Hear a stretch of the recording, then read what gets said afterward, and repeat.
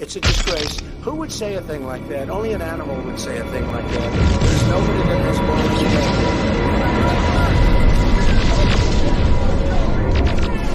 When me and Brad first met, I didn't think we'd get along, but it turns out we kind of agree on everything. Your racial identity is the most important thing. Everything should be looked at through the lens of race. James, you want me to go? You know that taco place is white out. White people should be making white foods. Crap macaroni and cheese, no seasoning, not even salt.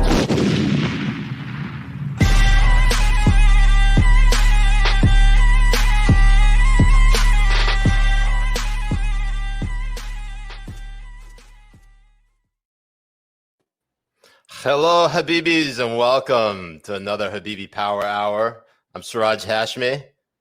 I'm Mujahed Kobbe. How we doing, Jay? What's good? What's going on? Oh, no. The apocalypse. Have you seen? I mean, today it's just been raining ash here in California. No matter where I go. You said ass or ash? Well, ass was last night. Ash was this morning. Oh, man. I feel like we should have put this off any longer.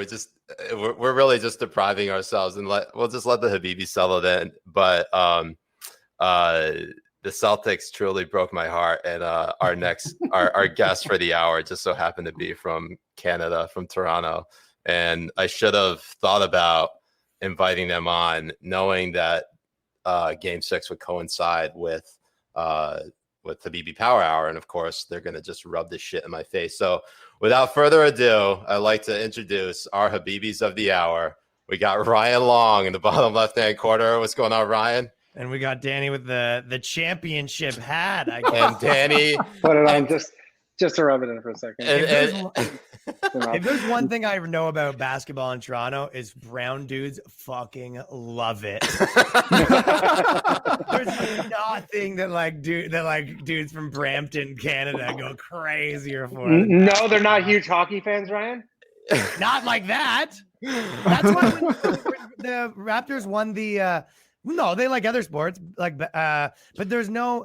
When the basketball had like the parades and everyone was going crazy and tearing up the city, one of the reasons they're like, oh, these parades aren't as crazy as hockey, and you're like, yeah, because these guys are all like in school to be doctors.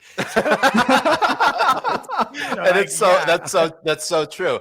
And I before I forget, I introduced Ryan Long, and it's Danny Polishchuk.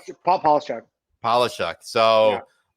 First time we've ever had a Jew on here. Really? I'm honored. Wait, we didn't have a Jew on here before, right? Well, you didn't know, so that's. I don't think. I told you their face Neville almost went white. For the record, I'm married. I'm married to a Jew, so I guess I could. I also was. Bring him on. You're a traitor.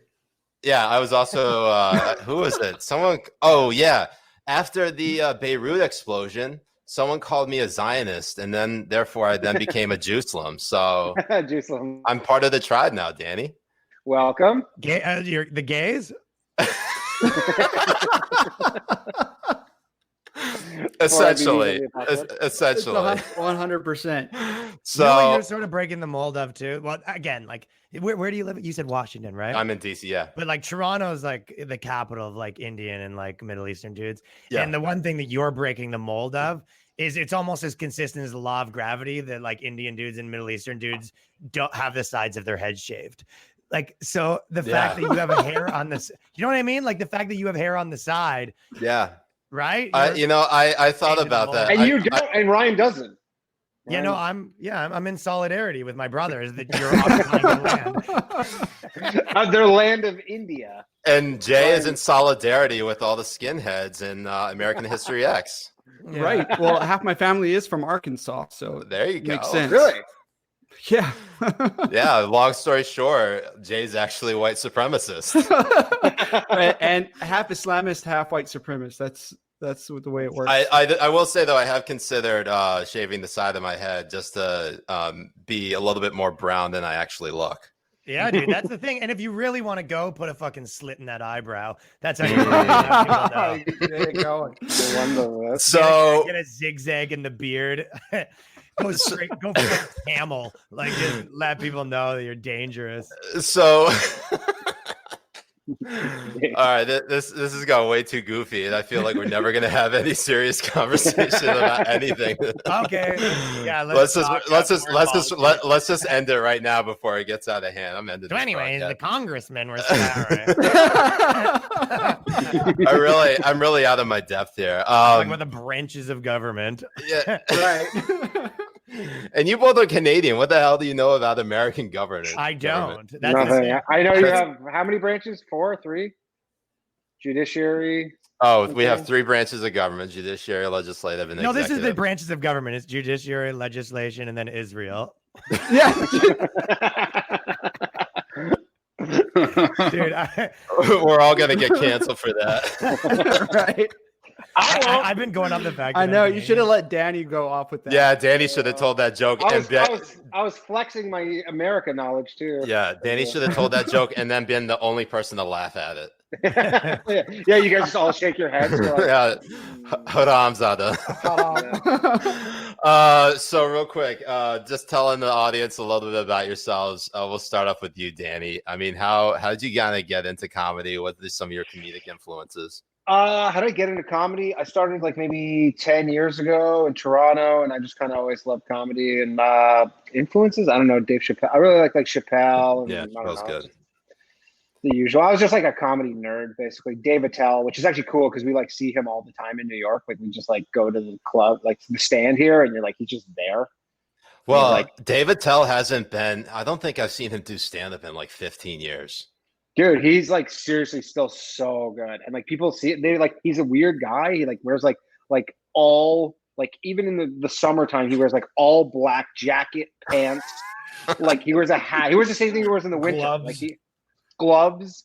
And people are like, who's this like weirdo doing comedy or whatever? And you're like, yeah, it's like one of the best comedians ever. Yeah, no, I remember late 90s, early 2000s. Dave Attell was the shit. Oh, he's so funny. Yeah. What about you, Ryan? I was also, yeah, we both moved here from Canada like less than a year ago. We live in New York now, but I was in like a like fairly successful band in Canada, and then I like got some TV shows from that, and I was like always done like film and music and stuff like that. And then 10 years ago, me and Danny started around the same time in Toronto, and then I kind of basically the band kind of like I stopped doing that and just been doing TV and comedy for the last 10 years. He was in a boy band. Oh, he was in the boy band. Yeah, I was just about to. say, Was it K-pop? Yeah. Was it the Canadian version of white. BTS? It was white K-pop. White KKK pop. We were called the BBWs. Giants. Oh man, I mean, you guys have been blowing up quite a bit in the last few months with a lot of your sketches, and I mean, you put a lot of production. And I mean, I've been working in journalism and video production for like the last 6-7 years.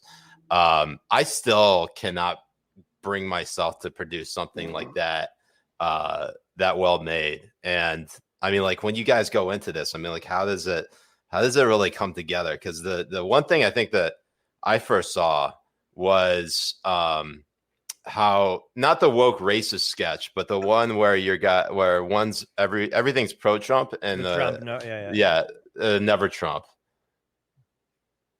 And I'm just trying to think, how did that? I guess it's because you're Canadian. I'm just gonna chalk it up to that.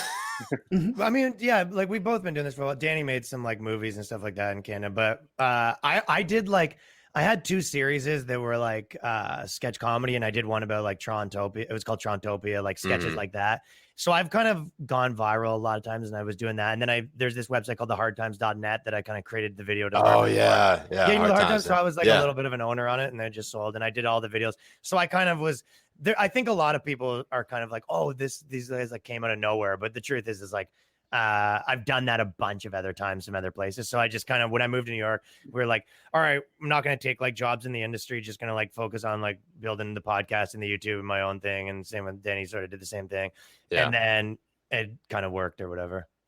That's awesome. Right. I mean, like it's just, I mean, like the stuff you do, it's no September. Yeah, I'm dude, simping the right video here. week's a little tough. I'll tell you that much. Oh, brutal. Yeah. Yeah, the brutal video guy. week's a lot. It is draining. I mean, Jay is. Just I don't even do them. I'm just acting in them, and it's brutal to just watch him do that. Yeah, just to see him. I think it's just the worst. And Jay has no appreciation for this stuff, so he should just shut the fuck up. Editing's the whole thing. I mean, none. I'm the beauty. He's the brains of the whole operation. You're like, I just come up with a little bit Arabic words here and there, and people think it's fit cute. it together, nerd. That's exactly right. No, but how long have you guys been, doing this together? And me and Danny how long have you guys been partners? Me and Danny went to university together. How long have you guys been fucking? We both do our own things too, but we do a podcast together, and we both moved to like New York together, essentially, right? Yeah, we're around the same time. Yeah. But we were we actually went to like business school together, but we never knew each other at school. We only actually met. Like I knew of him because he was like the goofy guy in our like finance class or whatever. I knew of Danny because he was like the fat fuck. I was the guy who had to take the wall down for me to get in. And but then goofy. I was not the goofy guy. Yeah, show them a fucking picture of what you looked like in university, and then tell me he had hair like out to here. Hell yeah. Wore like socks up rock to his and roll, knees, short shorts.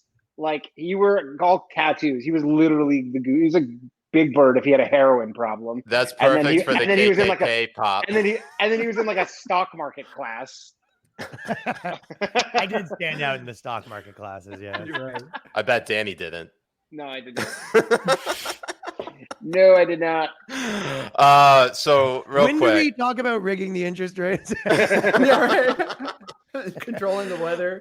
I gotta ask because I noticed that you didn't put Israel into this equation here. They've got to be playing some.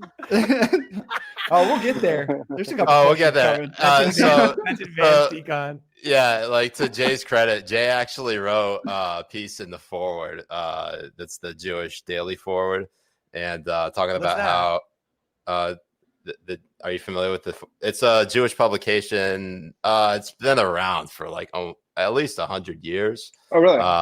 In New York City.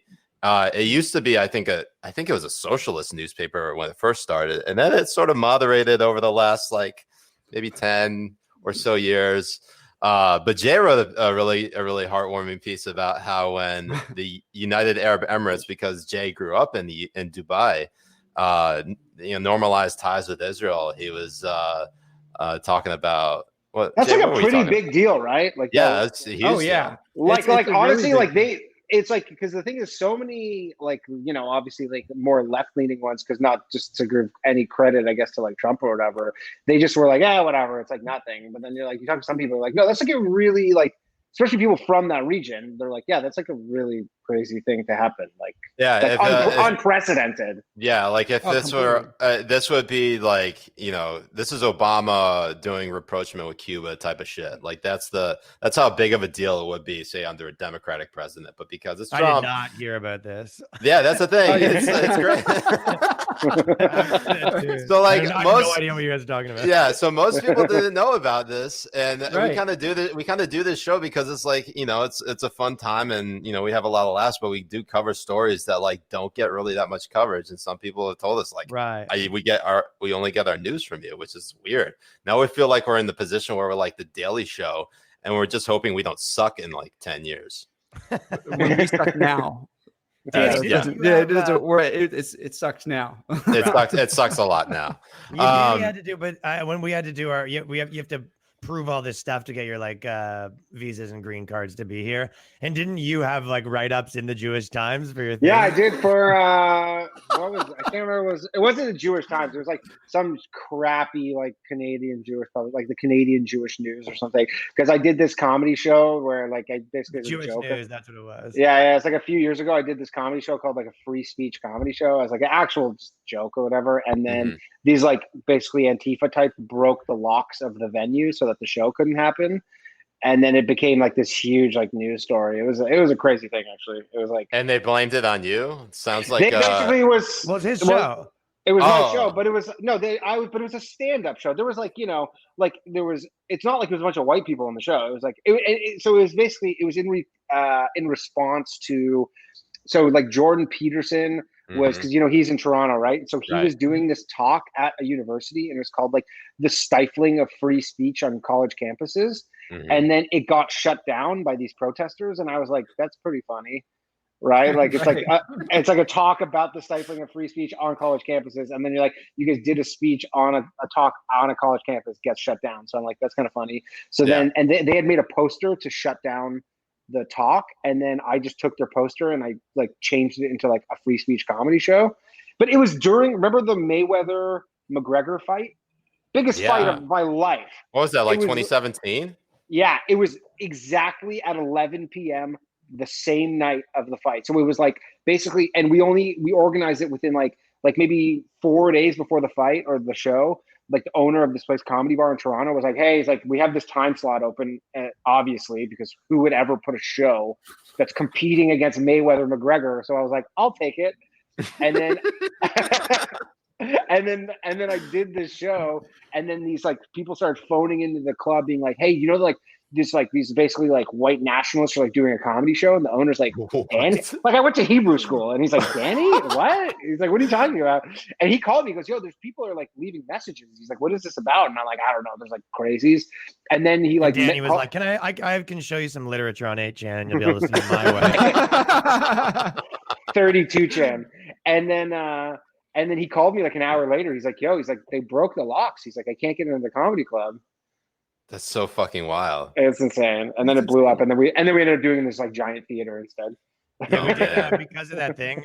Jordan Peterson did a thing in Toronto with whatever, some Gad Sad and some other dudes, and then they called Danny like he can come be like the guest of honor, and it was pretty funny because it was like it felt very, like, ooh, it's like in a church to be here, right? Yeah. And then, there's all this coverage, and we went to the thing, and then you sit down, and then after about 10 minutes, you're like, yeah, we're just watching universities professors speak for like in a church on a Saturday afternoon. After an hour, I was like, I'm out of here. And then his opener, Oren, what's the guy's name again? Oren Omite, or whatever. Bombed, dude. This guy did like a half hour. And he put me in his thing. He bombed. He put slides of Danny up. He bombed. He had a PowerPoint presentation, and then all of a sudden I'm like in 10 of the PowerPoints. I'm like, it was weird. But everyone just knew like they weren't supposed to be here. So it's kind of like Jordan Peterson, like peak troublemaker, right? And everyone's like, ooh, we're going to watch Jordan Peterson. You're not in a church. To. Yeah. And after literally everyone's like, yeah, like this is cool. And then like literally 7 minutes in, you could see people like, are we really just watching a university lecture right now? What are we doing? On a Saturday. So before we get into some of the news of the day, I got to ask you both. I mean, you guys have been in comedy for a minute. Were you guys both involved in comedy before Trump got elected president? Yeah. Okay. So like in your view, we'll start with you, Ryan. How has comedy changed? Because like, I guess of our Jay and I both think it's in the probably the worst state it's ever been because you can't parody this guy. I mean, we have a fucking orange Cheeto for president, so I just think that comedy should be using our voices to speak. Punching up. Yeah, and if you don't see it that way, you're part of the problem. I mean, the mainstream is the worst ever, but there's a million good comedians and a million people making, not a million, but like, 2, me and Danny. Yeah. No, there's a lot of people dude, there's like 2 in a million making awesome stuff. We're in the New York comedy scene, which is I would say the center of like the counterculture. And there's lots of our friends that are making like amazing stuff. It's just the industry hasn't caught up. You know what I mean? And they're caught up in this thing.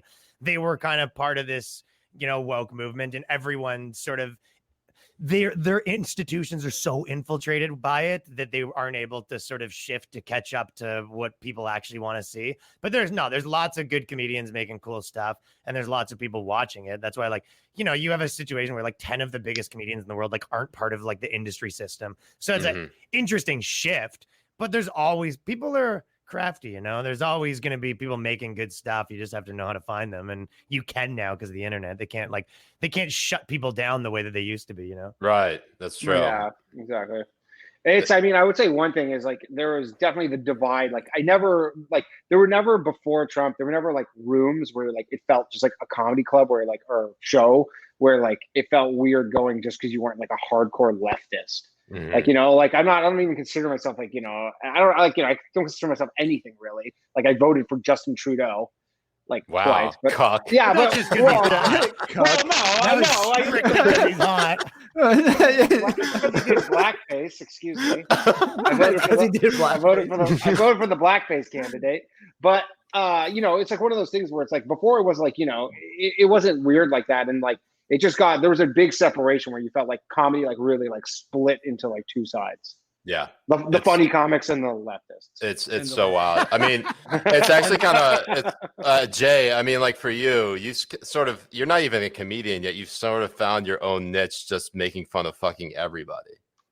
Right, and I think like it's like what Ryan and Danny do as well. They don't punch up. They don't go for the person in the highest seat. They go for the everyday man. Some things that people can relate to. You know what I mean? Like when they did the woke versus racist, when they did their, never Trump and always Trump. It's people's uncles and aunts, people that, they know in their real life. And that's what makes it, to me anyways, that's what makes it really, really funny. Yeah. People's like opinion of the whole punching up and punching down thing. They like, people like to use that, but they don't really understand it. Like, especially when you give people a list of like topics they can't say. And then, they say that like, you can't talk about like Muslims, for example. There was a moment where you guys were kind of like an untouchable thing. And I was doing it was nice. I got to say, we also got tomorrow. All right. But that's our day. Right. But if you would make, no, that's in 2 days. That's in 2 days. Sorry. I don't even know when the day your is. day of celebration was 9/11. Hey, we lost 19 of our best men that day.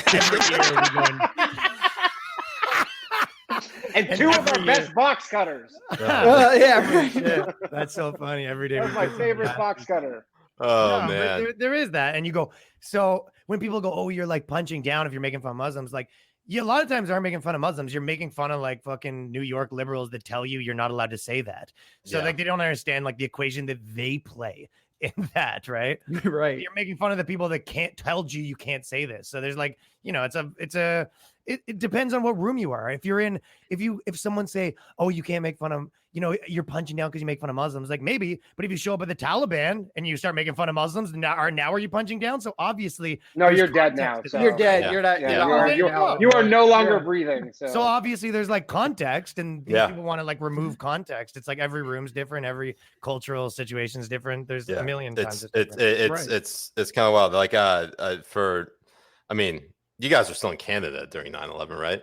Yeah. Okay. I was buying weed that day.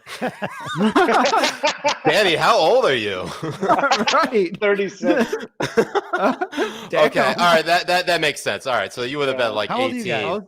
I'm 32. Okay. 32. I'm 35. Okay. All right. So that makes sense. Yeah. That be like, well, Danny, like, how were you like 11 buying weed? Right.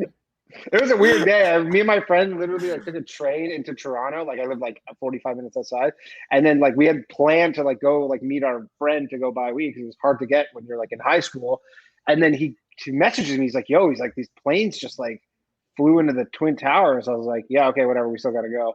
And then we go into the city and like we skipped school to go in, didn't tell our parents obviously like or anything. And then they're like they're talking about shutting down the trains. And then we're like, "Oh no, we're gonna be like stuck in the city, and then we're gonna have to like explain to our parents like, what are you doing there?" Like we're like, you don't care about all these people that just die from a terrorist attack. It was like, fuck, my parents are so gonna ground me. Oh, basically, I was like, we're so fucked.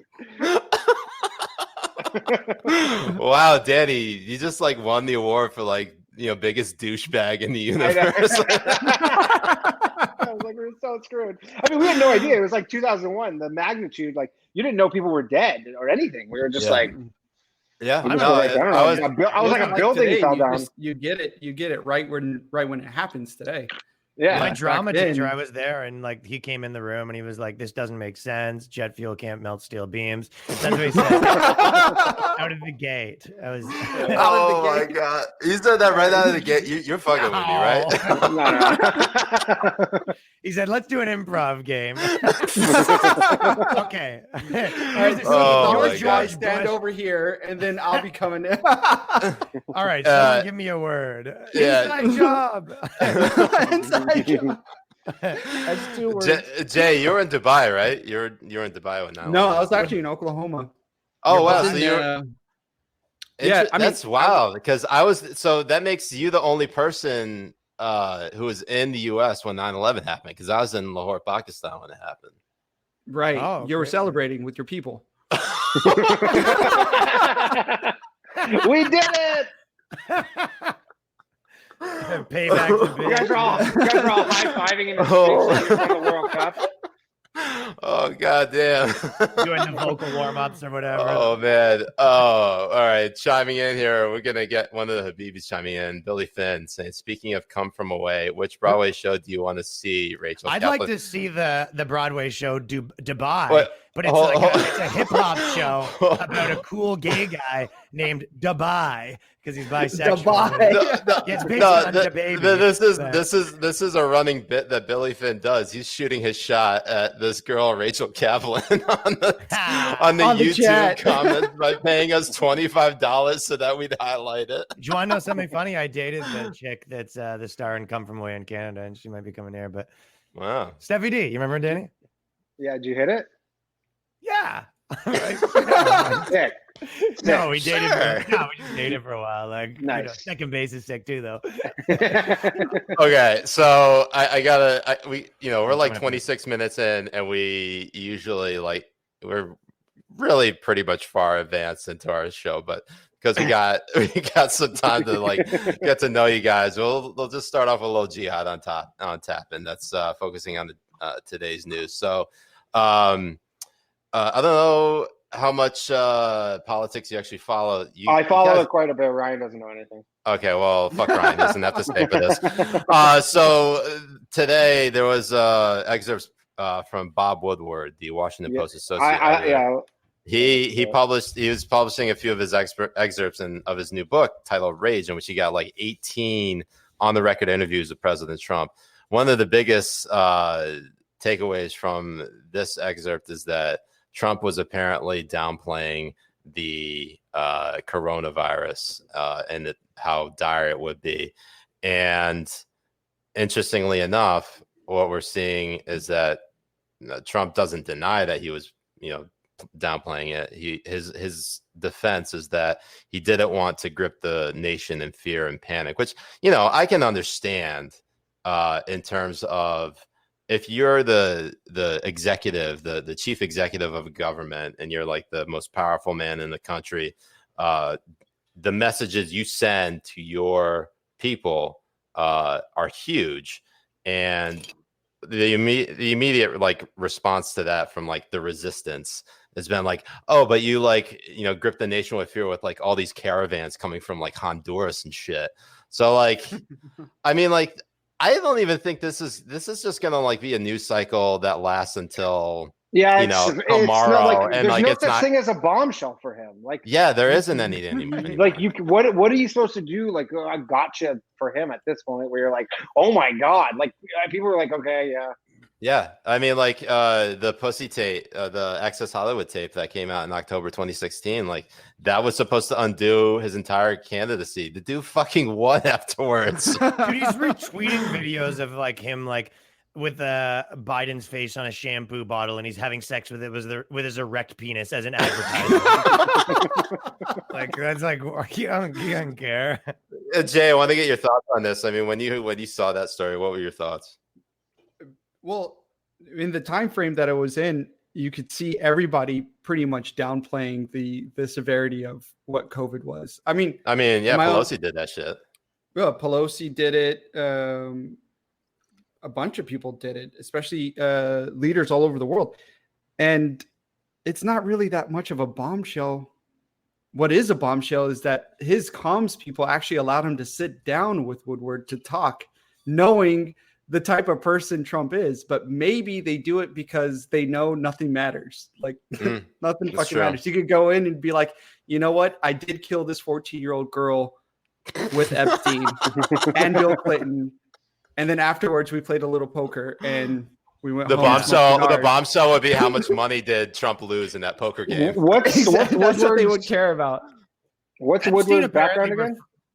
He's a military Washington Post. Was he the reporter. Nixon? Like, was he the Watergate? Yeah. He's the Watergate. Oh, he's the Watergate guy. Right. Yeah. Oh, okay. Hold on, real pause, real quick. Guys, we got a response. Guy. We got a response from Rachel Kaplan to Billy Finn. Thank you, Rachel. Billy, I'll see anyone you want if you will also take me to see Kinky Boots. What the fuck? Yeah, she's going. Yeah, in. I guess they're, we're seeing a lot. We're seeing romance happen in the comments section, which you love to see it. And in this environment, we need more love, not hate. Speaking of which, I fucking hate every single one of President Trump's new list of SCOTUS picks, from Ted Cruz to Tom Cotton to Josh Hawley. She announced today. Maxwell, I thought that Ghislaine. Ghislaine. She is actually quoted as calling COVID-19 COVID too old. So I don't know what that means, but that's a quote from her. Wow, that's yeah. Damn it! I wish I thought of that joke. Fuck. Jay, hold on. No. I got to ask the Canadians this. Canadians, do you think that Ted Cruz would make Danny a has great dual loyalties, though. Dual loyalties. Canada and America. Would Ted Cruz triple loyalties? Would Triple Justice Ted Cruz make a great or the greatest Supreme Court pick? Honestly, when I saw that today, I go, he's a lawyer? I didn't even know that. I don't know if you actually have to be a lawyer. Wait, you don't even have to be a lawyer to be a Supreme Court justice for life? You just got to get nominated. Yeah. No, But you don't have to have a legal background?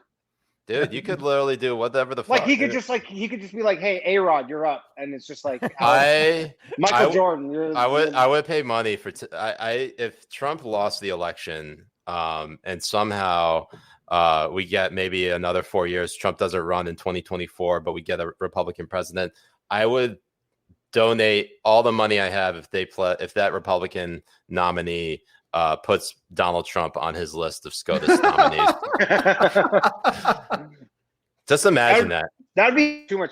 That would be amazing. I don't know if I don't think I could contain that type of joy. That would be too much. But that's just like a job for him, it feels like. Yeah, he probably would hate it because it's actually a lot of work. But it's a lot of work you put onto your clerks. So you really just get to jack off all day, right? Yeah. Right, Jay? That's right. We got way too many gifts of that. Him and Clarence Thomas go to the titty bar.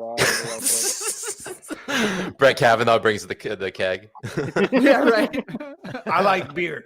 Yeah. So before we move on, well, Jay, you didn't have any thoughts on that? No, fuck you. You're not going to get any thoughts on that. Why not? My favorite thought was Tim. No, I know Tim Cotton.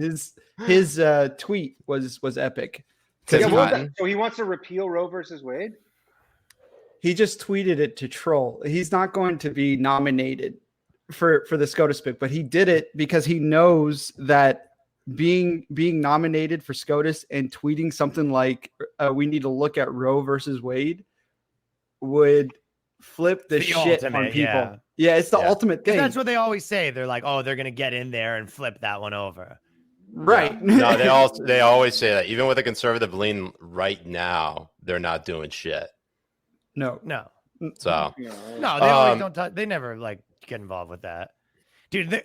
The conservative guy in Canada basically said, he was like, I've no intention of getting involved in abortions. Like, it's set. This is over. It's nothing. And he's like, I'm Christian. Like, I wouldn't have one. And they're like, he's against them. He's going to repeal them. He's like, I couldn't be more clear that I have no intention of getting involved in this.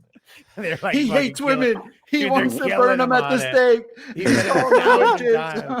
Dude, they're killing him on it.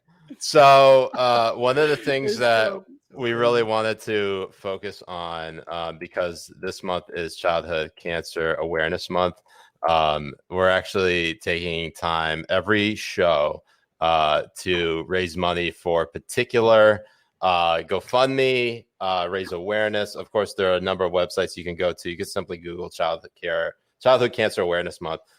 This week, I wanted to bring attention to, I'm pulling it up here on we got a fundraiser for Clarky. I don't know if you guys can see. Can you guys see that? Yeah, we can see it. Yeah. Yeah. Well, now Ryan's face is blocked. So sorry, Ryan. I'll take it off. I don't think I have any comments. I don't think he has to actually see it. But, so Clarky she is battling. She's 2.5 years old. She's battling leukemia. We included a link in our show description on YouTube, which you can go to, and you could tweet it out, donate whatever you're able to. Even simply sharing it online is more than enough, because they have a $10,000 goal, and they're a little bit over halfway there. And of course, what's weird is I have friends now are having babies, and their kids are even starting to have get cancer, and then like the most, like 1 in a million chance. It's just it's so fucked up. And I know that their kid got cancer. Yeah. Liver cancer. I applied to be a liver donor, and while I didn't match, it was like maybe a couple months before I was going to get married. I was just like, well, if they select me, I guess, if I could dance at my wedding, I'll dance. If not, no big deal. So anyways, if the Habibis want to donate or spread awareness for Clarky, we much appreciate it. And we'll keep a ticker on the bottom for you to visit another website, and that's Foursquare Clobbers Cancer. That's also in the show description. So anyways, back to the show, because we got a lot of news to cover. About 50 minutes in, I go get my dog, but we got a little bit of time to cover some news. Your dog? Yeah. It's the reason why people watch this show. It's for Ern. It's for Ern. I have this plate of Ernie, which I made myself. I made it for my wife, of course, but she never eats off of it. Yeah. Hey, I never have to worry about testicular cancer, since my balls are permanently fixated first. So one less thing to worry about. One less thing to worry about. So first of all, I don't know if you guys are big fans of Disney. Do you guys watch Mulan? No. Yeah, we're both huge Disney fans. Disney fans. I'm not even gonna lie. As when I saw that, they're like, yeah, it's $30, and I was like, really? Oh, it's fucking crazy. That's insane. I'm like, really? On top of a Disney Plus membership, you're charging $30 for What's even worse about it is that if you actually watch the film, the end credits of Mulan, Disney offers special thanks to 8 different government entities in the Chinese province of Xinjiang. Are you guys familiar with what's going on the Uyghurs with the Uyghur Muslims? Okay, most people don't. So I just I don't want to assume that you're both idiots. Except Jay's a tremendous dunce. There was I'll tell you what, I grew 100%. Up, there was a lot of Uyghurs at my high school. Were they brown? White? No, I'm talking about white guys. No, he's not. I know. Brown dudes were like the real deal. Like I used to talk about this a lot on stage, but like the brown dudes were, this is kind of how it was. It was like the black dudes were sort of the toughest and the gangsters, until you picked a fight with the wrong Tamil, and then he showed up at your school and called like 25 of his cousins with a battle horn, and they piled out of a Honda Civic like it was a clown car. And I was like, Jaspreet, Gurpreet, Preet. Oh my god! They had the unorthodox weapons, like the wrench nunch. They had those guys were that's the wrong guy. Like if you pissed off like the wrong Tamil, it was like you should leave town. Yeah. So not that that's the same. Not that that's the Uyghur Muslim. Sorry about that. Where I came from, were kind of like gangsters. Yeah. Yeah, no, it's actually kind of scary how many brown dudes say the N word, like not with the hard R, but with the A, and get away with it. Dude, there's a guy named Bodega. Sorry. There's a thing in New York where Hispanic people can just drop the N-word. It's not a problem. Yeah, it's Not a black thing. one, like non-black, like, and they're just like, Yeah. You should have seen us growing up in the UAE. It would have been anyone, white Arab, brown Arab, people from Africa. It didn't matter. We would drop the hard R, A, like Right. whatever growing up. It was insane. Nobody it was like because at there was Danny's family gathering too. Danny's dad. I'm like, oh, I didn't know you were a thug like that. He goes, thug? Jesus. The bodega guy below me, he's like works there sometimes, but he's an Indian dude, probably like Hindu or some shit. You know what I mean? Mhm. And but like he's talks like a rapper or whatever. You know what I mean? And he'll be on the phone I'll order, and he'll be on the phone being like, and we're this and we're that. Like, hold on 1 second, I gotta like do a thing, and he sells me whatever I'm buying, like Magnum condoms or whatever. And then because they make the best water balloons. he has no shame. Like he'll drop it like customers are walking in, and he's just like on the FaceTiming his boy, just dropping the N-word like every second word, and you're like, oh, they don't give a shit, dude. Yeah, no, some people really do insane. not give a fuck. Yeah, that we really got way off topic because we actually are talking. Holy shit! Yeah, I'm talking about the fucking genocide. I'm talking about Indian people saying the N-word. Back to genocide in China. Oh my god! Your people are problematic. I'm sorry. I'm just also clumping you in with like, Oh shit. Yeah. So back to Mulan. I wrote a piece about this for Roca News. You can go and check it out. I didn't include the link. Fuck it. Go find it yourselves. You lazy sacks of shit. But anyways, Disney offered special thanks to 8 different government entities in the province of Xinjiang, including the Public Security Bureau, which is in the city of Turpan, which is where a lot of Uyghur Muslims were living, and then rounded up and shipped off to these re-education camps. A lot of people call them just modern-day concentration camps. Over 1 million of Uyghurs are detained right now, where they're basically either sterilized, exterminated, just everything, horribly, everything you can imagine that's horrible is happening to them. But the weird part about all of this is that Disney, which, if you recall, after the death of George Floyd, they came out with like a big social justice announcement. hold the phones here for a second. I just want to get this straight. You're saying that Disney might be a hypocrite? Are you just getting that?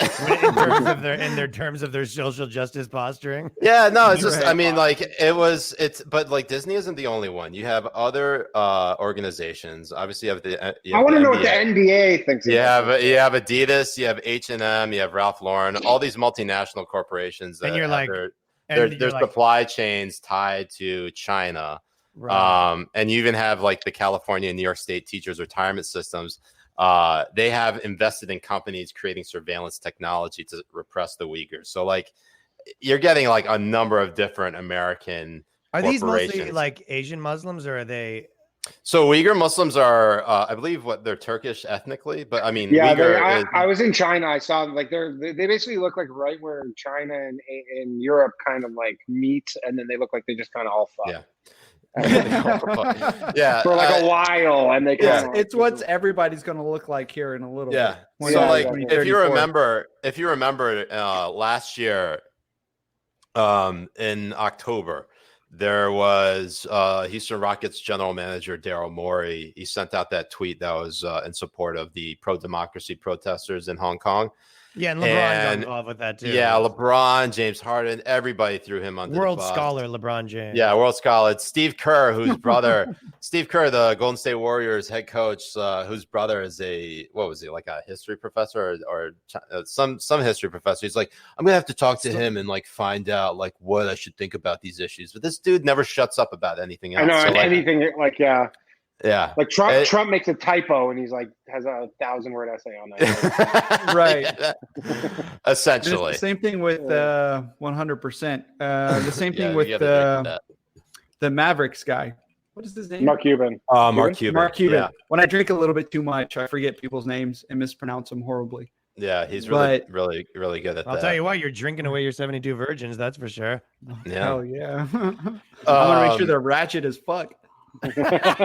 yeah. You still get them. the more haram you do, the ratchet your virgins are. Yeah. They're just twerking. Yeah. Right. So I know this is like a really serious subject, and I'm like the Right. Debbie Downer here, but I mean, like, You know, if Walt was here, he's on the right side of things usually. Walt Disney. Walt Disney, known anti-Semite. Yeah, right. I mean, like, Ralph Lauren too. it just What it did drives Ralph me. Lauren do? It drives me. What? Yeah. What did Ralph Lauren do? They made the Nazi uniforms, the SS uniforms. Oh shit! I didn't realize Yeah. that. Oh. I Wow. wonder why they're so sharp. Yeah, exactly. Oh, they made so that you're telling me Or- that Ralph Lauren made the police uniforms, the Nazi uniforms. Yeah. So I mean, have you guys like?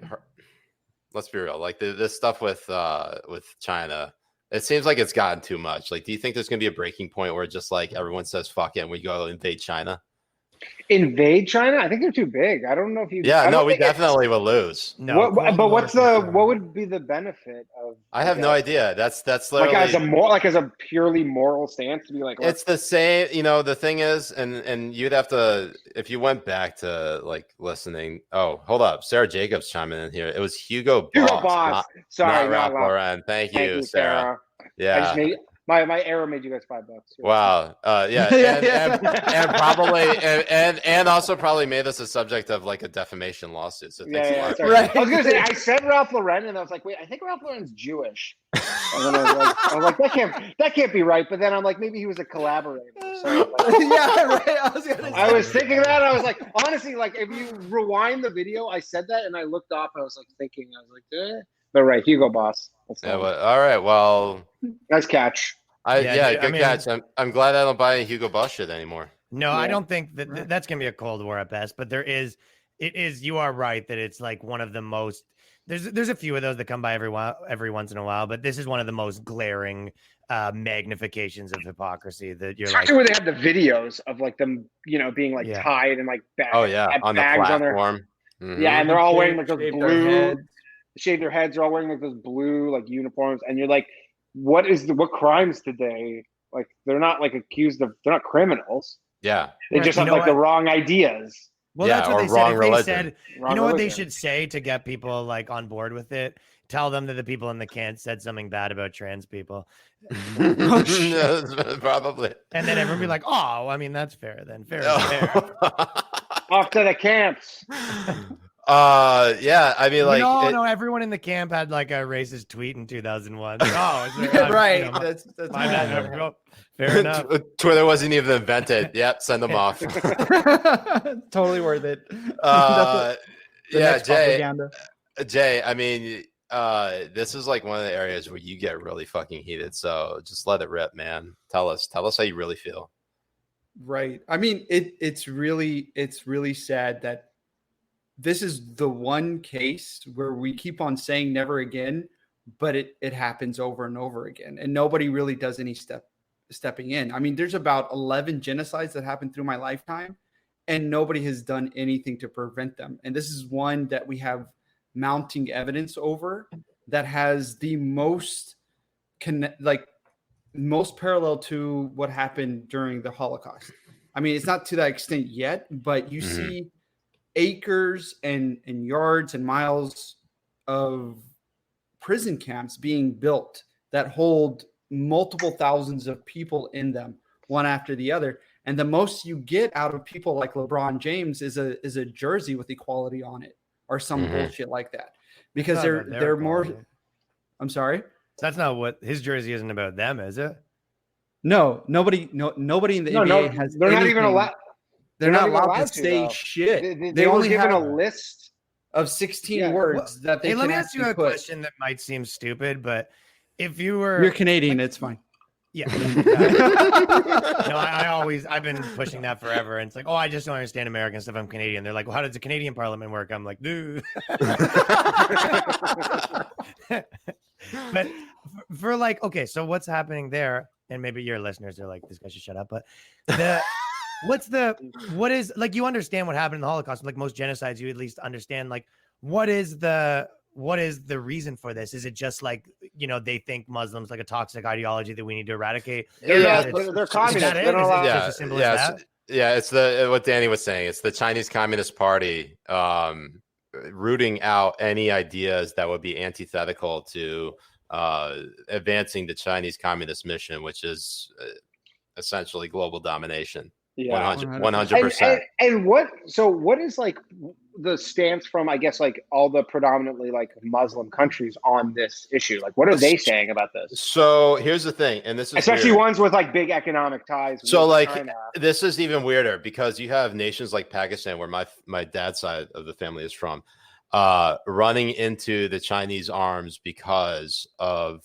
how India is now embracing the United States. And because because Pakistan and India fucking hate each other because they had a and to be honest, they're both right. What? God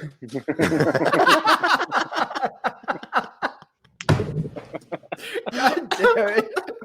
Fucking A, Ryan. No, it's for Pakistan. It's more their economic allegiance that causes them to. It trumps that. Yeah, it trumps that. They're where they won't even comment on it. I haven't seen much coming from the Pakistani government. I haven't seen much coming from their prime What minister. about like Malaysia?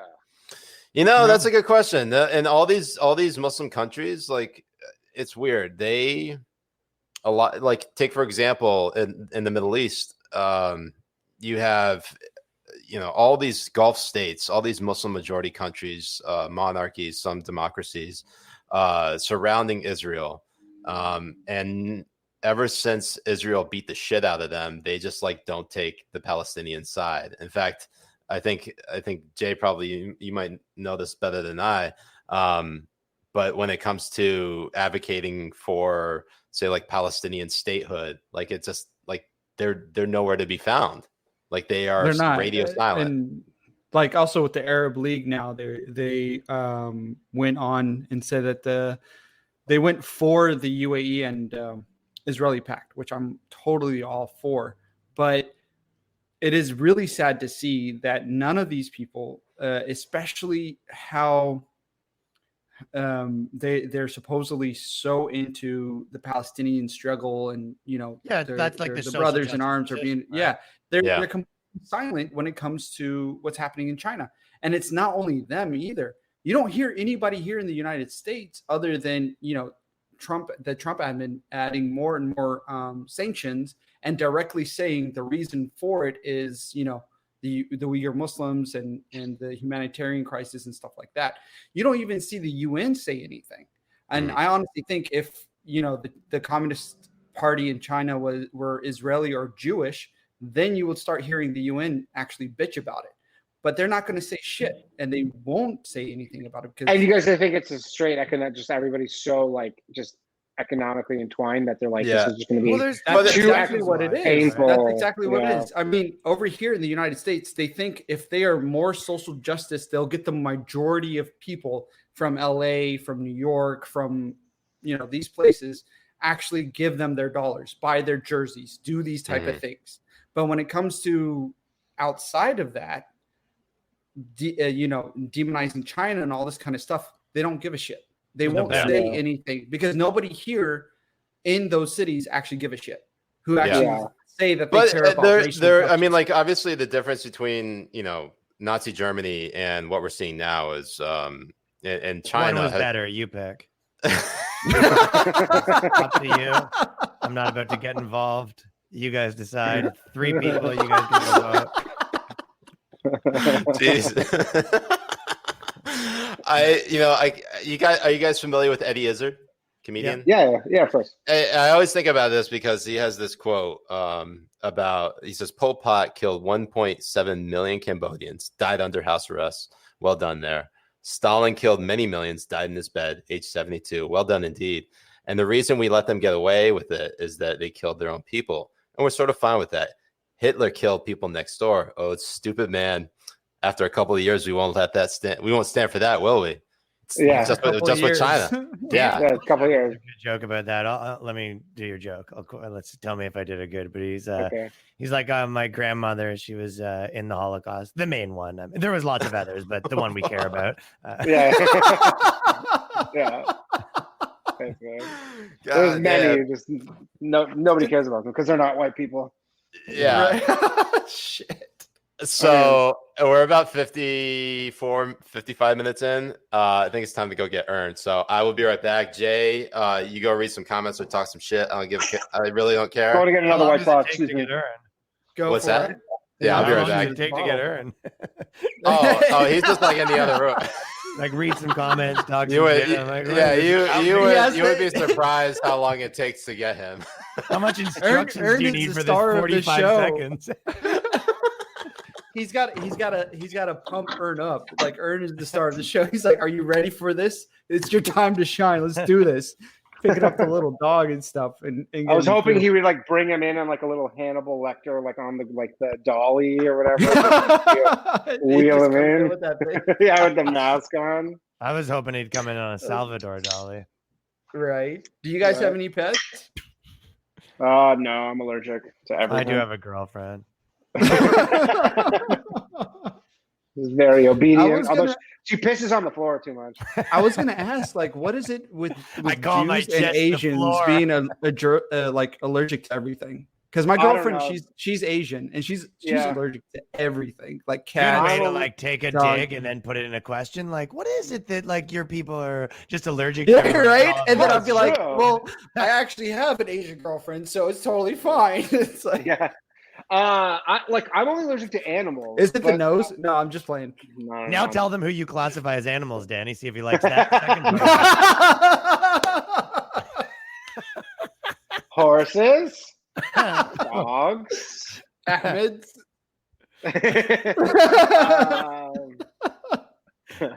No, I don't know. I'm just allergic. And my brother's allergic to peanuts. But my parents aren't allergic to shit. I mean, the simple answer Weird. is inbreeding, but the yeah, that's a good point. My parents are brother and sister, so that would never thought about that.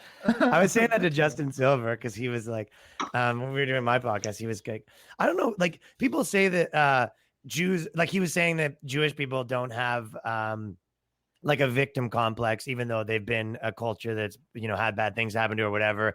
And he was like, we don't complain. And I was like, you're talking about like Israeli warriors, like your fucking New York asthma Jew is a complainer. What are you talking about? Like, I'm like, there's different types of Jews. We gotta walk up how many stairs? Yeah, he's talking about like Israeli military service, like looks like you guys, but he's Jewish. Like, Right. now you're in New York, Looks like Oh yeah, Israeli Jews are a different breed. Like Yeah. Jews and they don't even consider like. Well, religion. They don't even they're talk about them in surrounded the same. by constant people that hate them. I mean, Just want to kill them. Yeah, there's constant wipe them off the map. rockets and all that kind of stuff going off to them. Have you guys been to Israel? I have Ryan. You Ryan's not allowed there, but I'm actually I'm planning a trip to go there and then go to Dubai, because when I was living in Dubai, I mean, even though when you go to Israel, like they don't stamp your passport, they don't say, they give you a thing, because if you wanted to go anywhere else, like if you wanted to go to the UAE, if you wanted to go anywhere, you can't get they in with stamp an your Israeli passport. stamp. Exactly. But and now, then when you go to one of the Muslim countries, they don't stamp your passport. They give you like this big star thing, apparently. yeah, right. They say you have to It's come through here. armband. It's like, why does it smell like farts? It's just like, we're making bread. You have to go this way. No, and that's one of the things that was really a big thing with the UAE accepting them, because they are like one of the bigger nations in that region, and they're kind of like a leader when it comes to liberal social issues. You know what I mean? They have universities for women. They have all these Gay different things that marriage. are Oh, you not mean yet. you're talking about you're talking No, about no, no. cooking school? Yeah, I'm talking about how to wash your dishes properly. Oh, universities for 101. women. So you mean they have culinary schools? Hold on. That's What the fuck? How to make a ham sandwich 201. What the fuck are you guys That's the talking kind of about? liberalism I can get behind right there. Right. Yeah, you go, oh, all right, here we go. Wait, Jay, are you talking about your ass eating? No, not that yet. Not that yet. We're We haven't gotten slowly to that getting point. them into. Man, We got to get to know each other a little bit. Yeah, no. Brown ass eating is called Hasidic. That's eating. I didn't write that. All right, so You gotta Danny, write that Ryan. down. That's great. So Ryan, You wrote Danny, it down. this is Okay, earned. let's talk about this dog for 10 That- minutes. Yeah, let's, What's up, Aaron? It's honestly the only thing people come on here for. yeah, no, like in the comments section, if you look probably afterwards, I'm sure I don't know if you guys you can see comments on your end, but No, I You can't got see people Aaron. come Yeah. here, you're like talking about these big issues, and they're like, yeah, but can you get the dog on there, please? Enough with the concentration camp. Yeah. Oh, God. That might be like a branding issue. You're like, Mm. yeah, I could see how like the sort of the order of the show would lend to that.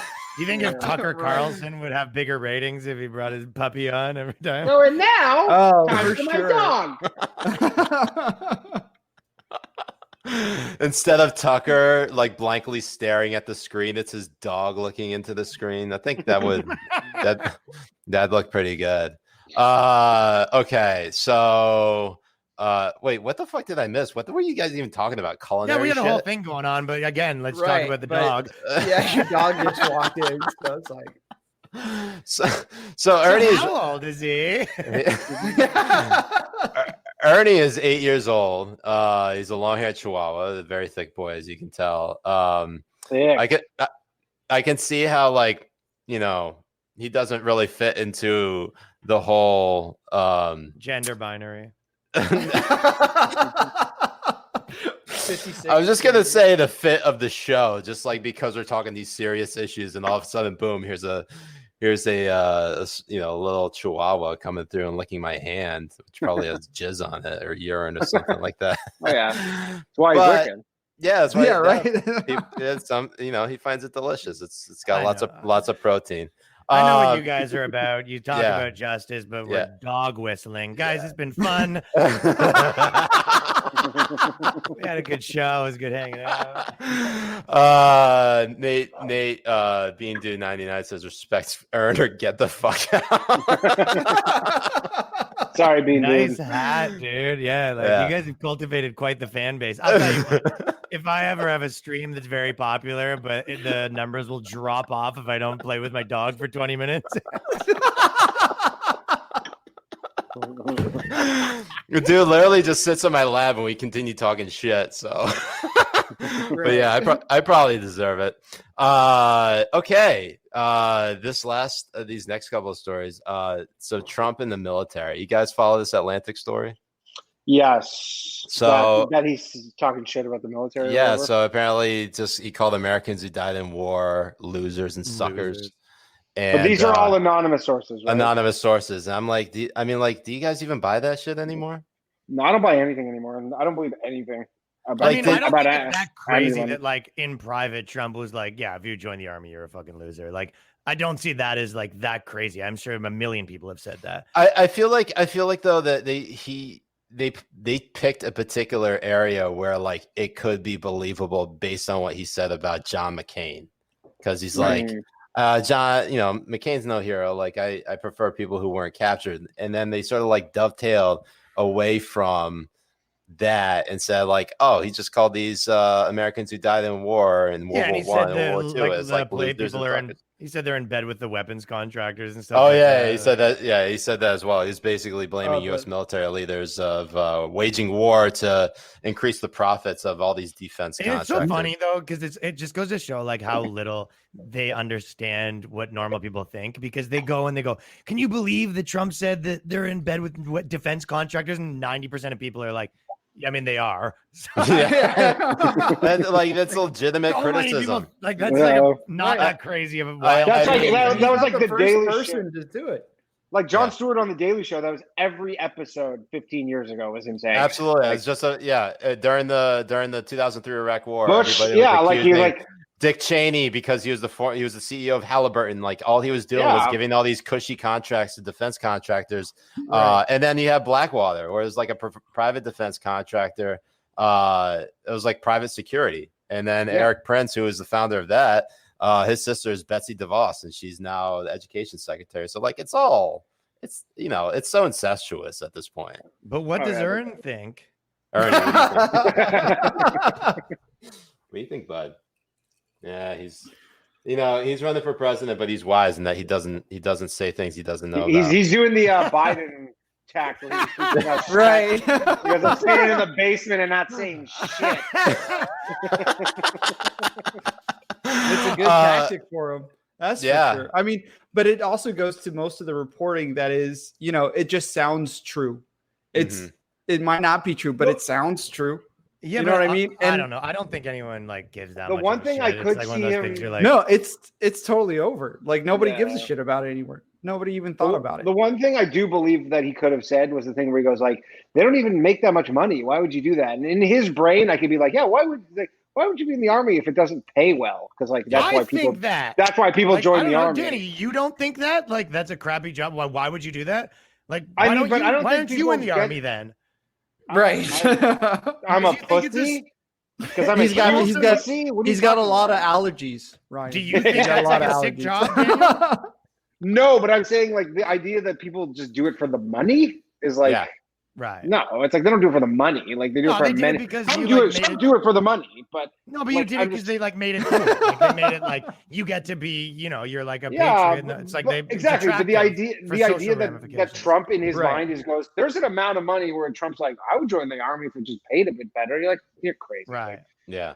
I can just I mean, see him that's thinking that. I'll give you something, Danny, Right. that I would disagree with you on. It's like, especially in like super poor areas, if you finish high school and you can't get a good job, and the army's like, hey, we'll give you like 60 grand a year or whatever it is. And you get I understand. I 100. That is, 100%. that's not. I get that. crazy. I know that. I'm saying for his sake. I know you're like a big goes, stock it doesn't market pay- Jewish guy, like or whatever. But for you can't relate to the common man. But I'm not saying that. I'm saying what he said, dummy. He's basically like he's like, oh, it doesn't pay that well, and you're like, yeah, well, it's not. no, I why, know like, what you mean. Yeah, a buddy of mine. I mean, there are people who go in the ROTC. I can't even remember what Revenge that's an of the acronym Sith? for. Revenge. Are you guys friends with those guys? No. Oh, me and Danny know those guys. Yeah. No, I'm talking about like college ROTC programs where they have Oh, you didn't mean the streaming not the site, not right? the stream. No, no. I thought you were saying You guys are Canadian, so I'll give you a pass on that. I'm an idiot. No, but I had a buddy of mine. He was college ROTC, went commissioned into the military, U.S. 101st Airborne in the Army, and served in Afghanistan. Got the lower part of his left leg blown off and stepping on an IED in Afghanistan. And like the military, they have such like a dark sense of humor that he was calling it a paper cut. Like the dude lost the lower part of his left leg, is calling it a paper cut. I lost some of my smell going down on IUD. Was it too much curry or too much humor? Oh Too much man, curry in the vagina. Ryan doesn't know any spices. Ryan knows mayo. That's the Oh only yeah, spice he dude. knows. He knows curd, like cheese. Ryan curd is. and- I didn't and even bring Ingrid. it up on the last podcast we just did. I'm pretty sure he was dipping slices of Wonder Bread into salsa. I was. wow. It's fuck. I And it didn't was a want little to. I spicy didn't for want to me. bring it up. And it was a little spicy. No, it was mild sweating. salsa, but it had some bite. Yeah, no, I can't. Those, I can't. those eat bell peppers have some real kick to them. Amazing. I'm like straight up like white trash. I wish. I have never seen that ever. Me White neither. bread I couldn't and even bring salsa, it up that's- because I'm like my eyes are deceiving me right now. I don't think. I just it was really funny is I'm looking at these comments and our audience really does not appreciate your comments about the urn. Yeah, Unfortunately, listen, I have nothing wrong with your audience, but this is more of a comment on you guys that you've cultivated an audience that doesn't give a shit about your political opinions on your political show.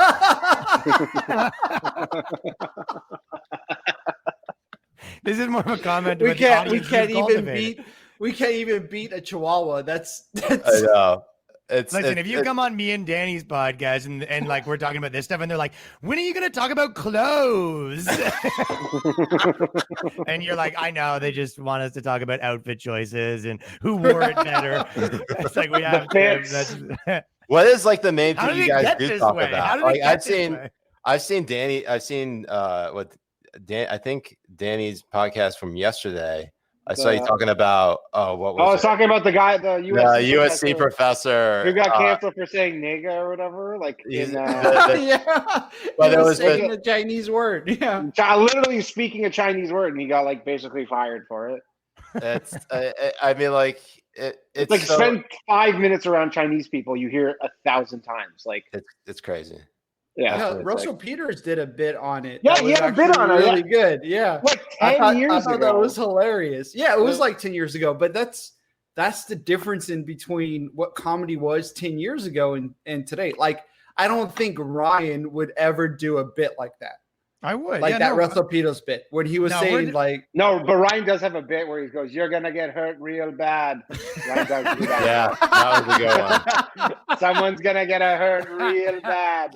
Oh Ryan man! Well, we know for a fact Ryan never grew up with getting beat by a brown dad. No, he's white trash, but his dad was brown.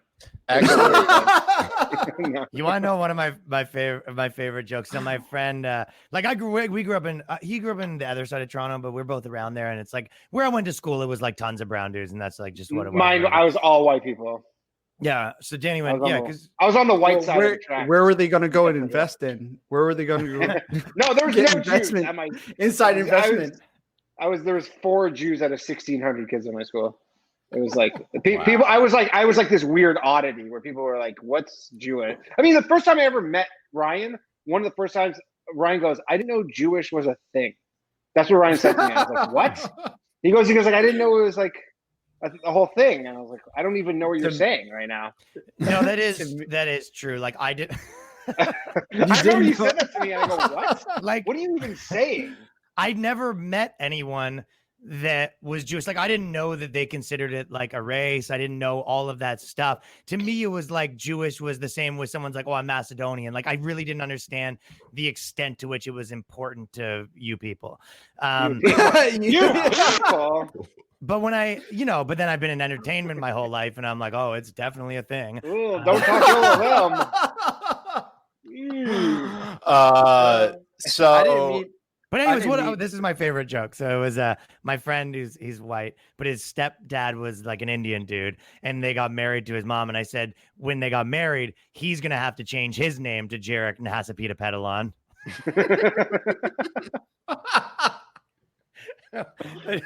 Well, I didn't say that. And he's got like the whitest name too. It's like that's Hardy. His name is Hardy. So my last name is Hashmi, and my mom, when she converted to Islam when she married my dad. She was born and raised Catholic. She's from Connecticut, and the fourth greatest state in New England, by the way. She actually didn't even change her first name. She kept it Susan and Hash. This is Susan Hashmi, which actually doesn't sound that bad. No, that's it. But think of it as just like Susan Abu Bakr al-Baghdadi or some shit like that. My mom went completely different. My mom was Mary Carnes from Arkansas. She married my dad, whose name is Marwan, and she changed her name to Miriam and named me Mujahed. And if you don't know what, do you guys know what Mujahed means? Like the Mujahideen? Yeah, the Mujahideen. Yeah. Yeah, that's what it is. Mujahed is singular of Mujahideen. So it's just a shame. So he's and you grew up in Arkansas? No, I grew up in Oklahoma, and then I moved to. It's the same issues. It's all same issues with that. So, right. so what he's trying to say is that he is a redneck Osama bin Laden. Nice. That's exactly right. It's beautiful. Because I cry and cheer on 9/11. Yeah, half of you are like. How many Muslim people, like when you grew up, like how many were in your school and stuff? Like, was it like none? Muslim? For Like when Jay. I was in Yeah, in When I was Oklahoma, in- I'm sure Connecticut probably had more. well I feel in Oklahoma, my mom homeschooled in our we had a house, and then we had like a garage. So you're the only one. apartment That would house. have been tough. Right. No, I wasn't the only one. When I came back, I was the only one. And then when we moved to the UAE, I was the only American in the school. But yeah, over here, it was very, very conservative Muslim when I was in Oklahoma. We didn't go out of that when I was born and raised. So we had a Muslim homeschool in my backyard where my mom was the English teacher to all of these little Muslim kids and stuff. And is there a big Muslim population there in Oklahoma, or like not really? Maybe Not really. a little bit No, bigger than no. I ever thought now. But yeah? No, it wasn't that big, but it was, all of us were like halflings and stuff. Like it was half Moroccan, half American, half Lebanese, half American, half Yemeni, half American, and all that kind of stuff. So it was a good mix. yeah, we're winding down on time. I really wanted to just get to this one thing because I feel like you guys would actually have a pretty strong opinions on it, and this is the Oscars changing their standards The diversity stuff. Yeah, for Best Picture. For those who haven't really been following around, this is kind of like 5 years in the making, because in 2015, after the Oscars announced a set of 20 all-white acting nominees, the then president of the Academy of Motion Picture and Arts and Sciences was asked whether the group had a diversity problem. Cheryl Boone Isaac says not at all. And then now they have to meet like two different standards, one of which is that at least one actor from an underrepresented racial or ethnic group must be cast in a significant role. The story must center on women, LGBTQ people, a racial or ethnic group, or the disabled, and at least 30% of the cast must be actors from at least two of those four underrepresented categories. It's crazy how women are in that mix. You're like, how are you guys minorities? You're literally a majority of the population.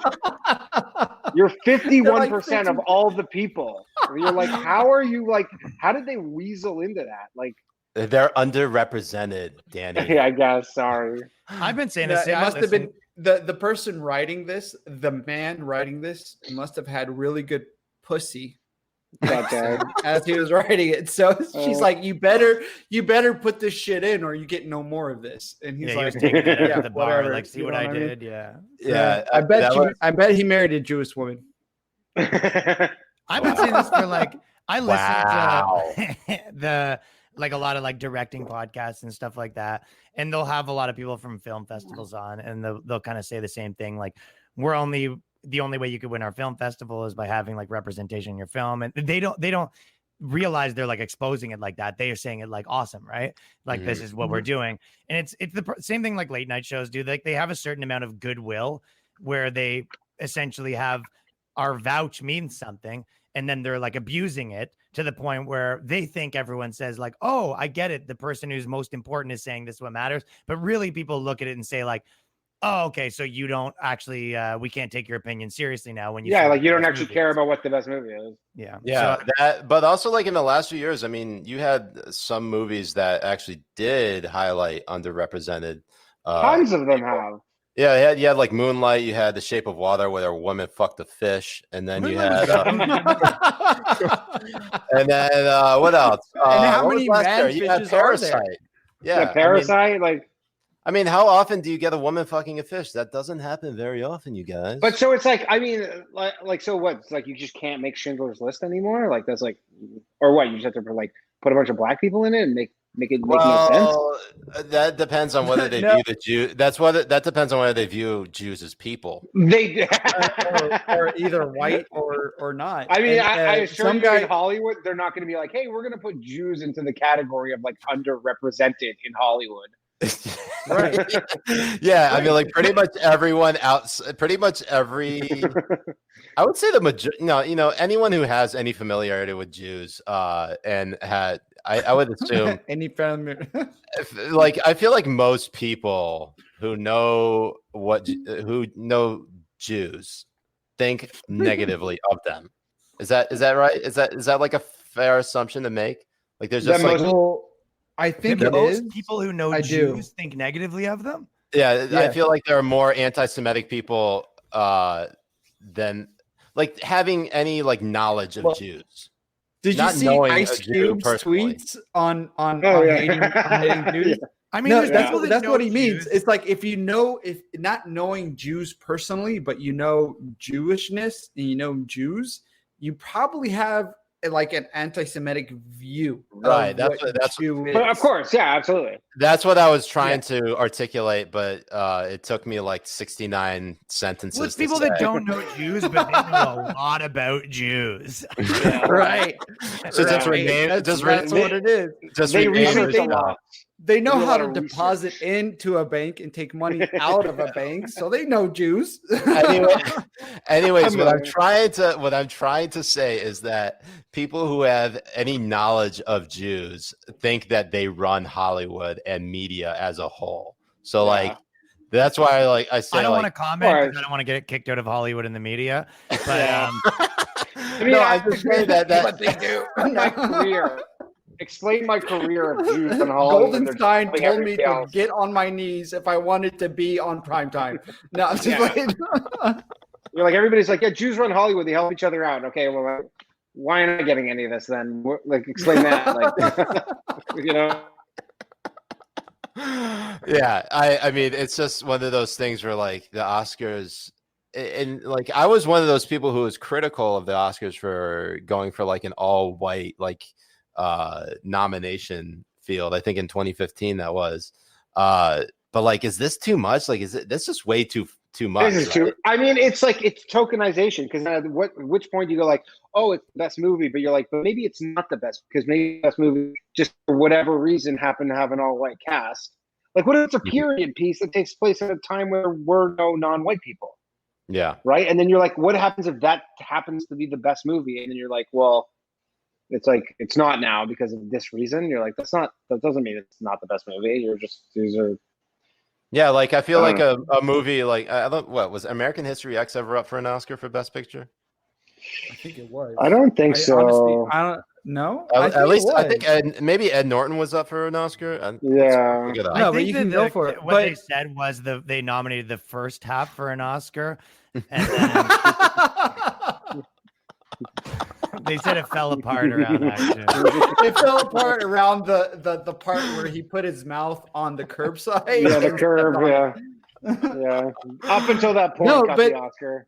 I think it diminishes somebody's effort and Yeah, Norton. the Edward Norton actual got storytelling. Yeah, Ed Norton got an Academy Award for Best Actor on that. Oh, he won Best Actor for that? Yeah, he won Best Oh, Actor for that. I don't know that. Well So, like- deserved. I think he No, did. it I is, think it's he like did this a phenomenal condescending job thing. because he was like completely white supremacist. I mean, that is Yeah. awesome.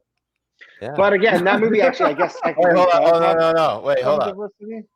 Oh wait, no, he lost to Roberto Benigni, who was in Life is Beautiful, Oh, which that is is a about, great movie. which is actually about the Holocaust. Yeah. Well, and again, that movie is full of white people. That movie is only white people. That's true. Right.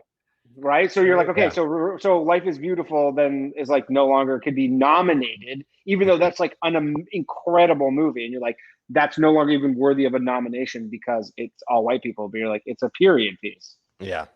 Right. It's just idiotic. it's and the thing is, a lot of these like that period to pieces- be yeah. to be nominated, they're just gonna have a random black person in the back, just looking. Well, did you randomly. see? And then- I think it was Dunkirk. I think Mhm. it was Dunkirk I watched, and there's like this scene, and I remember because it was like it made no sense. Where because again, like Dunkirk is again because of the period piece, and there was like this one scene where they're like ready to like storm some beach or whatever, and they're like in this boat, and then in the whole, and it's all white people, obviously, all white men, the whole movie, and then at one point there's one black guy, soldier, and you're like, it stood out so much, and I don't know if it was like a, it was a choice by the director or whatever, but it was weird because you're like, it made me think, I'm like, is that even accurate? Like from time, I don't know, maybe it was, but I'm like, if one, then why not 10? Like Mhm. why one? Yeah, it's just like, they have like these times where they're like, you know what, we could probably get away with implementing a little bit of diversity in here. Let's just throw a black guy in there. I feel like Yeah, but it's like a war movie, so you're like you had 1,000 extras, right? Like Yeah. or thousands, like yeah. Right. I mean, it's and like also think of one. how many Indians were fighting for the British Empire in World War II. I mean, of course, I don't know how many were part of like the British Expeditionary Force in France, but you could probably make the case. Yeah, why did I say France? Wrong. Ooh la la. I gotta be politically correct on this. Yeah. I wish I had. But yeah, the whole thing about like this inclusion, like you see it in commercials all the time. I think I saw like in FanDuel, like they just like have a diverse group of friends hanging out. Like I think most people would realize that like it's just like you just pick the most random people. The people They just have a checklist. Like, they literally have a checklist. They go one of these, one of these, one of these, one of these. Right. Gross. Like it's the same thing as there's a reason why people got into acting and got into this. It's the same reason as like if you say, hey, white people aren't gonna be in movies anymore, like you just watch the same reason why like you see most like YouTubers and podcasters are white now. It's because there was this. They go, just so you know, if you're white, it's gonna be harder to do this or this. They go, okay, well then I won't do that. So I mean, whatever. You like kind of tip the scales, and eventually it like you screw over some people to help other people, and you kind of play God with how incentives work, and then eventually, right? You just have less white people in the thing. It's like, is that better or worse or anything? It's just arbitrary, right? I mean, but to dictate to be like I run an award show and I'm now dictating what art is. Like based on this is like I don't know. I'm just waiting for like the think pieces to come out about like how there's a lack of diversity in podcasting. Well, but they don't control that, right? Or Twitch streaming. But that's the reason. Like, it's kind of this. You can go. It's like all the main YouTubers are white, and you could say it's like that's because of racism. It's like, or you could say because that's the only place that there wasn't all these diversity initiatives. So like people that were 20 years old and white, they're like, oh, this is a place I can do better. Like people move to where if you go to, I'll work in the TV system, and they're like, yeah, we're like actively discriminating against you. And you go, okay, well then I won't do that. I'll do, so a lot of people move based on those moves, right? Like, so you can. No, but you Ryan, move into a TikTok house. Ryan, it's not discrimination. It's deserved. That's fine, which is you fine. deserve it. Which is completely fine. You can make those decisions. The same reason if you're like, oh, we want to make sure that it's all like women in this thing. You're going to get more women because men won't do that anymore. Because why would they enter a game? Like, I don't know, like if you were going to be a lawyer and they're like, just so you know, if you're like a Muslim dude, it's going to be way harder for you to be a lawyer. And you're like, then I won't do that then. Yeah. Then I'll do this. I'll be a doctor. Something else. I mean, they're kind of doing that. They're kind of doing that for Asians. Option 2. Yeah, they are kind of doing that for Asians, and then Asian people are like, oh, "Okay, we'll still do that. We'll just do better." Yeah, no. Right. So one thing, I mean, no, that's what is happening with Asians. I mean, with the affirmative action and stuff. But the arts, it doesn't work that way because that stuff's subjective. Whereas, like, you can't like a calculus test isn't subjective. Yeah. Right. I mean, I would disagree with you that I would say either is stand up in a lot of ways. Like, there is a point where like two people are equally as good and you go, okay, I can like one better, but it's like, it's not objective whether Dave Chappelle is better than like some open micer. That is, or subjective. That is objective. Yeah. No, I'm not talking about that disparity. Essentially. Well, but a lot of times it is that disparity. You have people, getting like some festival that's 2 years in that's objectively a worse comic than someone else. So it's not always subjective. Yeah. Well, we're winding down on time here. I'm going to open up the floor to a few of the Habibis to offer some comments. I did want to say just real quick before I answer any questions. I feel like the whole thing about the awards season or like Academy Awards is like I feel like people who actually go out and make movies or get into the field they do it because they love doing it, not because they want the recognition or they want the awards. Like, some people are like that. They want the awards, they want the money, they want the fame and stardom. But I feel like if in order to stay in it and not, that's a like be generous really good synopsis of Hollywood types. Yeah, well, of course, I've never been in Hollywood, so again, I have no idea. I could probably, if I ever As go, a person who's been in this industry my He's whole like life. not saying anyone. Generous. I mean, you had Robert De Niro come on. He's like, I'm gonna barely make $4 million this year, and it's like it's gonna hurt me. Yeah. It's like that's the Hollywood types of people, and it's. That's why it's like, so at the end of disingenuous. the day, it's not about the art anymore.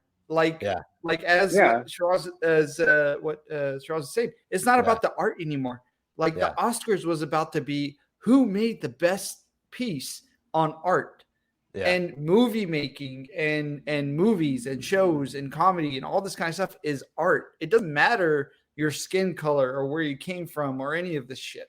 It matters how well you painted that pictures for people to watch. And now that doesn't matter.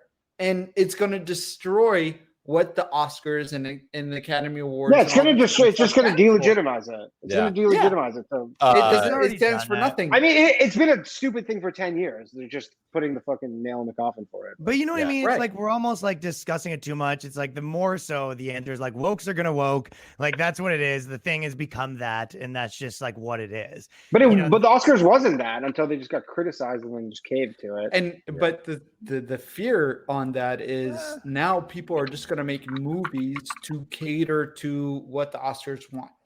They already were, though. Yeah, they already were doing that. It's just now they want something different, which is fine. So it's like it's hard to. I guess what I'm saying is it's hard for us to be like, this is chipping away at the integrity of the Oscars.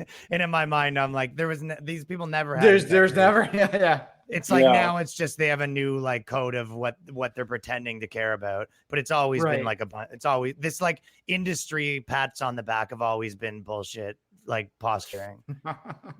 Well, it's now just a different version.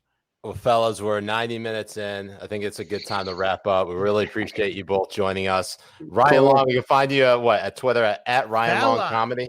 So me and Danny have a podcast called the Fuckonomics Podcast, which is at FCKONOMICKS, like Fuckonomics, but without the ICS. Fuckonomics. FCKON. And where'd Ern go? That's what people want to know. I released a video. Ern said the podcast is over. He left. And then... Yeah, no, he's done. He's done for the night. He went to go like hump a pillow or something. That's usually his MO. Like, I'm tired of carrying this on my shoulders. Yeah, he really was carrying the show. He was the only reason why we maintained an audience. And Danny, we can find you on Twitter with Danny Jokes. At Danny Jokes on Twitter, Instagram, and Fuckonomics Podcast and the Punching Down Podcast as well. Well, gentlemen, I really appreciate you again, and hope to see you soon. Maybe if all goes well in the future. I appreciate you posting the videos and stuff like that. It's very cool. Oh, of course. No, it's great work. You guys got a cool thing going on, so thank you. Hopefully, we don't make the list. You're good at you're good it could at happen. You're one of the people that's good, especially because you're Jewish. Yeah, I might make the. Oh, we don't do well on lists. Sometimes we do, I guess. I have. Sometimes, go ahead. I guess. Go ahead, Ryan. No, I was just a compliment, but I like the way that you're like your style of kind of getting in debates on Twitter and stuff like that. But it's like you never seem to have any venom with you. Like you seem like a kind human that kind of, comes at people from that perspective. Both of you guys. So I when you see that, it's like a better way to do it. And I think that whenever you see people that have like a strong perspective, but it doesn't come from a place of like it's just and that's the thing. The way I look at it is just like I just care about the truth and what's right. I don't care about like my side winning because I don't really have a side. But I also, my grandfather is from Quebec, so it could be the Canadian genes in me. Yeah, one of us. Well, I don't consider Quebec scum part of Canada. Yeah, that's true. They should have separated. Everybody out of Quebec hates Quebec. That's the funny thing. The funny thing about Canada is that everybody hates each other. It's just so good. Well, anyways, Habibis, I've been Siraj Hashmi. I'm Jay Kobbe. We'll see you next week. Thanks again for joining us. We'll see you next week. Hey.